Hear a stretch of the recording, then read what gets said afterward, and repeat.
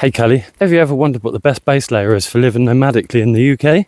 By the end of this video, you will know what we use and why we use them, and to help you make an informed decision on what to choose and when to use. But before we continue, if you're a fan of the outdoors, seasoned, unseasoned, smash that like button, subscribe, share around and all that hype.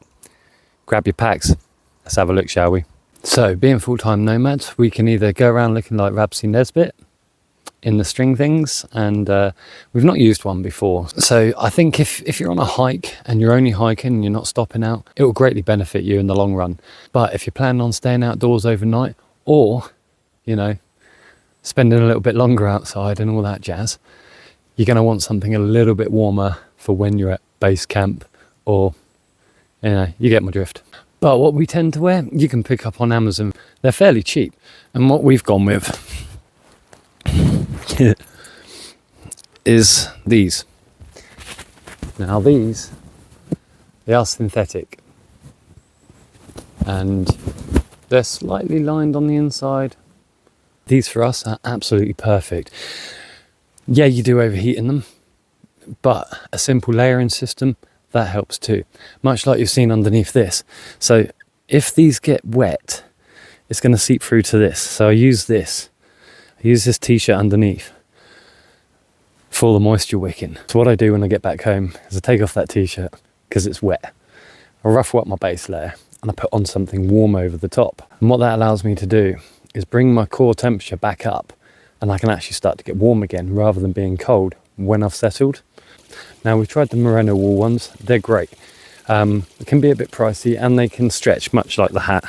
They just stretch a bit too much sometimes. Depends on who you go with. We've had hand-me-down ones. They've been great too.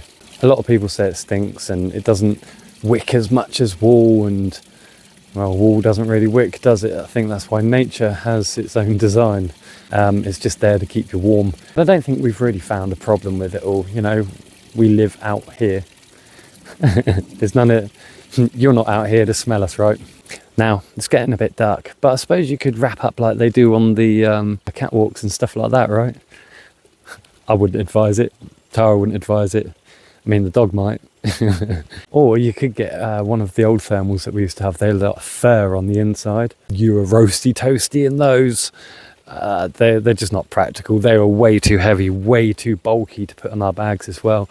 And we absolutely swear by the synthetic ones for all year. Well, not all year round, but you know, through the colder months, especially as we spend long stints not moving around, and the days can get a little bit chilly, to say the least. But let us know what you think in the comments. We've lived this way for over 10 years, and we absolutely swear by the synthetic ones. I think if you can shop around and try things out for a little bit, I don't think you're going to have any problems at all. I think it's one of those things that you have to try. You know, like you probably have your duvet, and is it 11.5 tog or whatever they call it, or 13.5 or 15? I haven't a clue, but only you know what's good for you or what's going to be right for you. So I guess we could advise you all day long, but obviously it is only what suits you and what's going to benefit you in the long run.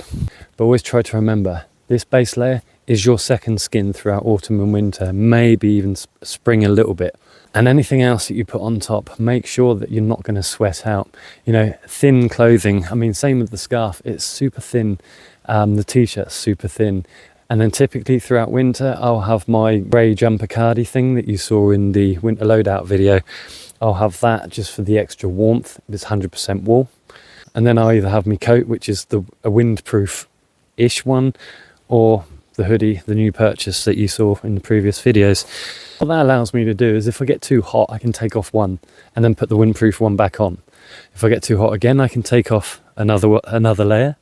If I get too hot again, I can take off another layer and put the windproof one back on, just to keep that chill off, but I can still breathe. I think there is a lot to be said. You know, you can get cold, and then what that moisture does is it then starts to freeze if you're in a much colder climate. Whereas here in a temperate environment, it's very rare to get like that. And all you have to do is just simple techniques to warm yourself up, get those clothes back on, warm up, get in your bags as well. If you get in your bag, you'll warm up a lot quicker to where you can put on those extra dry, warm clothing. But yeah, sorry it's only a short one again, Cully. We are working on that big video. It's coming out soon. Thank you all for your continued support. And I hope you got something out of this video. If only a little bit, we will go into more depth later down the line. I hope you enjoyed, and lest we forget, happy hopping.